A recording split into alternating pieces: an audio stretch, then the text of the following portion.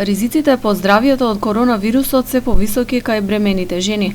Тие заедно со хронично болните и повозрасните спаѓаат во ранливите категории. Тоа значи дека се поподложни на компликации и посериозни здравствени проблеми. Сето тоа придонесува за страв и паника кај трудниците од ковид пандемијата.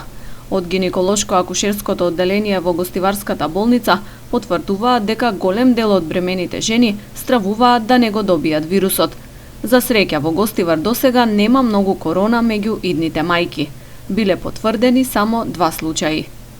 Секако паника постои и особено зашто се знае бремена жена со послаб имунитет, тие се поизложени на било какви вируси, а да не збориме за COVID-19.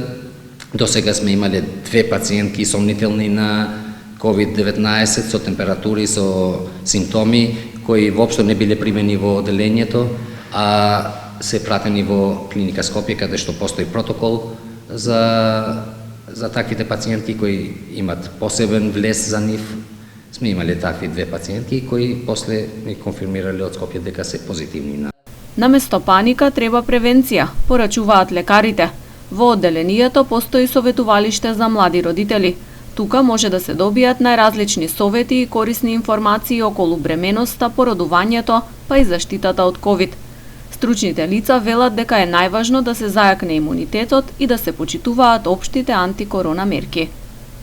Ова советувалиште би било најдоброто решение, и иако што е бесплатно, значи да се дојде тука и да им се дадат совети како тие да си го пазат собственото здравје, како да се чуват, како да постапуваат за време на бременноста и да им се покаже дека нивниот имунитет е ослабен, треба да се земат витаминска, треба да се примат течности повеќе, да избегнуваат контакти, да седат под маска. Апсолутно тоа што Светската здравствена организација ги кажува за сите други, тоа се однесува и за самите бремени жени.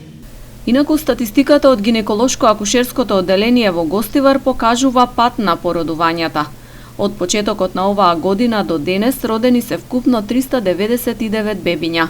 Истиот период во 2019 имало 427 новороденчиња. Помалиот број на раѓања сепак не се поврзува со пандемијата, туку со трендот на намалување на наталитетот кој трае години наназад.